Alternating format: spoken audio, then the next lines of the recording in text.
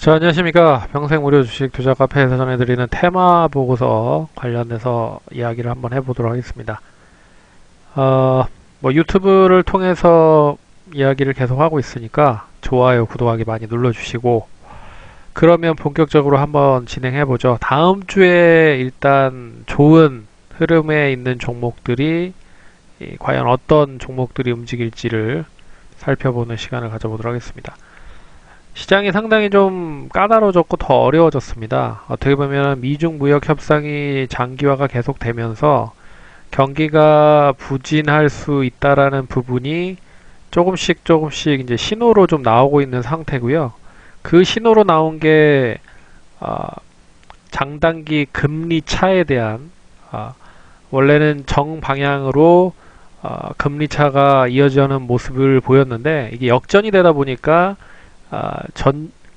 금리가 역전이 되는 부분에 있어서 경기가 부진할 수 있다라는 신호로 장단기 금리 차가 역전이 됐다라는 부분으로 미국 시장까지 이제 하락이 나오다 보니 글로벌적인 부분에 있어서 상당히 좀 부단이 계속적으로 이어지는 모습인 것 같고요.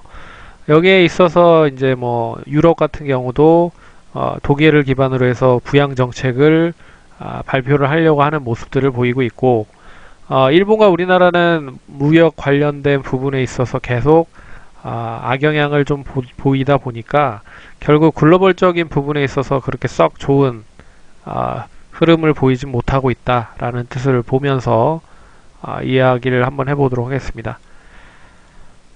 그럼 본격적으로 지난주에 어떤 이야기들이 나왔는지를 좀 얘기를 해드리면, 일단 장단기 금리차 역전으로 미 증시가 급락을 했지만 이제 지난주 금요일 날 다시 정상적인 수준으로 회귀를 하면서 하락이 이제 진정이 되면서 상승을 했다, 반등을 했다라는 뜻으로 보시면 될 것 같고, 하지만 이게 이제 경기를 부진시키는 신호로 감지가 된 부분인 만큼 추가적인 장기화가 될 가능성도 있다.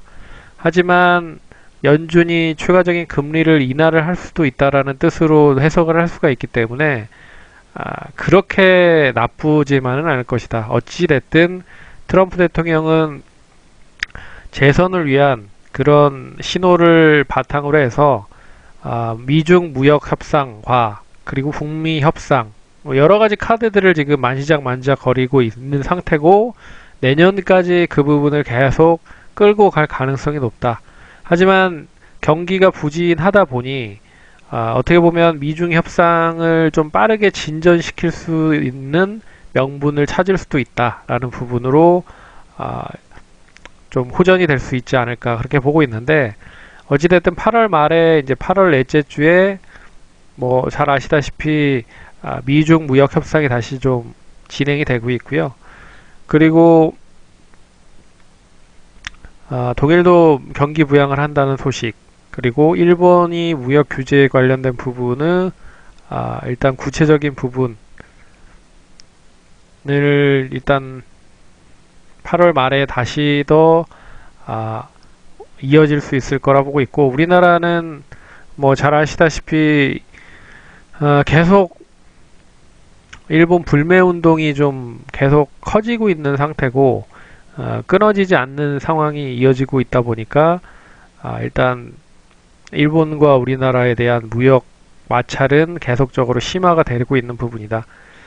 뭐 일본이랑 우리나라가 결국에 이 무역 마찰을 일으키고 있는 부분이 있다라고 하면 결국은 세계 경기, 글로벌 경기에 우리나라와 일본이 차지하는 비율이 그나마 좀 높기 때문에 피하지는 못할 것이다. 다른 글로벌적인 부분으로 봐도. 그래서 미국과 중국이 어떻게 보면 이 부분을 좀 해결하기 위한 뭐 압박적인 카드들이 조금씩 나올 수 있을 것이다 라고 보고 있는 것도, 일단 장기화가 되면 미중 무역 협상에 대한 장기화와는 또 별개로 또 침체에 대한 효과를 낳을 수 있기 때문에 일단 지켜봐야 된다. 하지만 무조건 지켜보지는 않을 것이다 라고 보고 있습니다. 지난주에 그럼 어떤 업종들이 좀 올라가는지를 보겠습니다. 상승 업종 보시면 역시나 시장이 전반적으로 저점에서 이제 상승을 하다 보니까 많이 하락한 종목들이 이제 슬슬 상승을 하기 시작하는 부분을 보였습니다. 그래서 낙폭 과대주들이 바이오 2차 전지 쪽을 틈을 타서 좀 상승을 하기 시작을 했고, 여기에 뭐 화장품까지 뭐 연결이 되면서 상승을 하기 시작을 했다. 근데 화장품은 잘 아시다시피 일본 무역 규제 관련된 부분, 그러니까 일본 제품에 대한 반사 이익을 얻을 수 있는 국내 화장품 쪽으로도 엮이고 있는 것도 관심을 좀 봐야 될 것이다. 뭐 이렇게 보고 있고요. 2차전지 바이오는 낙폭이 컸기 때문에 거기에 있어서의 수혜를 좀 볼 수 있다라는 부분으로 해석하시면 좋을 것 같습니다. 오늘은 뭐 이거는 다 했었던 얘기들이니까 전자결제가 다시 조금씩 움직이고 있다라는 거를 일단 오늘 좀 이야기를 해드려야 될 것 같습니다. 그래서 전자결제가 다시 이제 상승을 하고 있는데 관련주들이 일단 뭐 단기적으로 봤을 때는 이 전자결제 관련된 종목들이 상승을 할 수 있을 만한 모멘텀을 지닐 수 있는 건 뭐 이거 하나다라고 좀 볼 수 있을 것 같습니다. 역시 정부 정책적인 부분이죠. 금융위에서 18년 하반기부터 로드맵을 단계적으로 실현하고 있는 중이고요. 올해 하반기부터도 본격적으로 또 이 부분을 실현을 하려고 좀 준비를 하고 있는 부분입니다. 네, 그래서 오픈뱅킹이라든지 마이데이터, 샌드박스 이런 부분에 연결이 되어 있는 종목들이 상당히 좀 긍정적인 흐름을 보이고 있는 모습이고요.